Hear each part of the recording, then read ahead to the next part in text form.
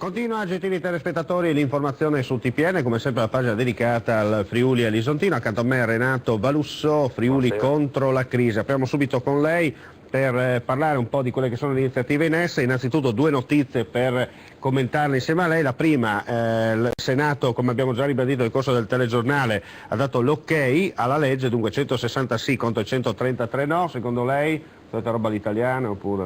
Ma io direi di sì.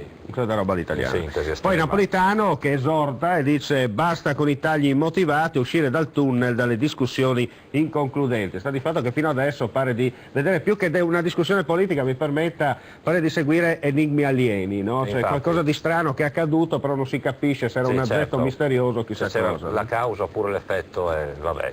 Senta, parliamo di robe serie, voi non siete degli alieni, non siete degli UFO, ma siete di qualcosa di concreto, state lavorando sul territorio? Molto concreto, sì, stiamo lavorando sul territorio e cominciamo ad avere, come si diceva già l'altra volta, delle buone risposte anche da parte di molte persone che finalmente hanno capito che non siamo il solito gruppo che si propone in un certo modo per poi magari fare politica, beccare voti, cercare di beccare poltrone, eccetera, eccetera. Di fatto però noi siamo necessariamente obbligati a rivolgerci alle istituzioni se vogliamo portare avanti un discorso come quello che stiamo proponendo.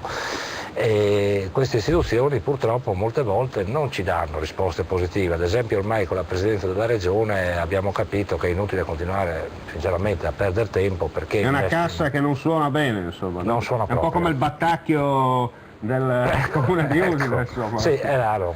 E quindi è cascato da qualche parte ma non si sa bene dove. No? Purtroppo a questo punto cosa abbiamo fatto? Abbiamo cercato anche degli altri interlocutori istituzionali, chiaramente degli interlocutori che abbiano un minimo di rappresentanza istituzionale, perché per lì bisogna passare necessariamente, quindi non si offenda la governatrice Serracchiani se dico che a un certo momento a noi il colore della casacca non interessa. E quindi... Voi avete tolto la pettorina e scendete in campo con i colori del Friuli a 360 gradi. Assolutamente. Senta, del Friuli e della gente comune. So che c'è qualcosa che bolle in pentola, non me lo vuol dire ma so che qualcosa bolle in pentola. Diciamo che più che altro per un fatto anche di discrezione nei confronti di chi ci sta aiutando e assistendo e lavorando con noi in queste cose, adesso non è il caso ancora di entrare nei dettagli, ma le iniziative che vogliamo proporre, che ci auguriamo possano avere un risultato interessante, ci sono e le stiamo sviluppando. Senta, io so che anche in particolare attraverso questi spazi all'interno delle nostre reti televisive, so che la gente vi sta ascoltando. Sì,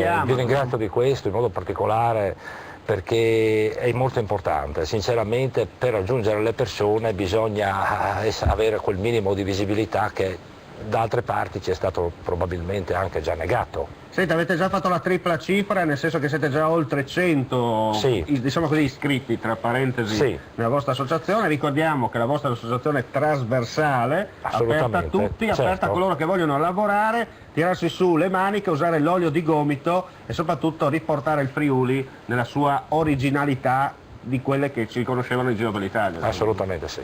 Bene, grazie a Renato Balusso, Friuli contro la crisi, grazie a lei, rimanga...